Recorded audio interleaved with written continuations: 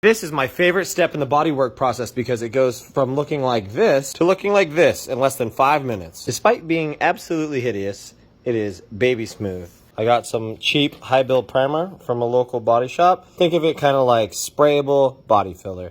It sprays super thick, so that way when you go to block everything down, you're able to make sure everything is perfect. If you let this paint sit for too long, it separates. Once it's fully mixed up, it should look about as thick as this. Still real thick. 4 parts of the base to 1 part of the hardener. You get these cups and they have these little nice markings on them that make it super easy. Mixy, mixy, mixy. We got a spray gun from Harbor Freight. I use this one just for primer. We have a inline water filter, and then we have a nice little Harbor Freight digital pressure gauge. I'm going to set this to about 32 psi. Always use a paper filter, especially with primer, because it tends to have clumps before you pour it into your cup. The last 2 things you need to do before you can spray, you need to wipe this whole thing down with some kind of cleaner.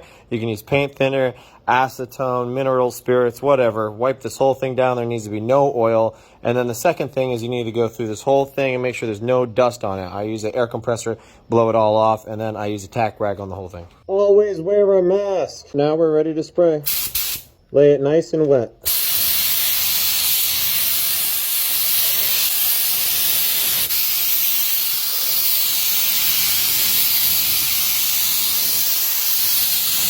Primer should lay on pretty thick. There will be some orange peel, but you need to keep a nice wet edge.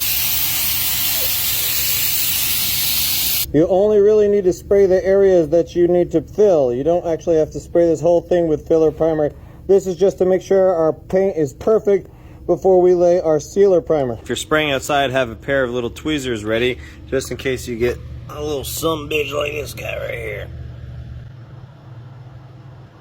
As an added bonus to the filler primer, it really highlights areas that you have issues with, like this little one here. As the primer dries, it goes from this glossy surface all the way down to this nice matte finish. That's when you know it's ready for another coat of paint. And there you have it.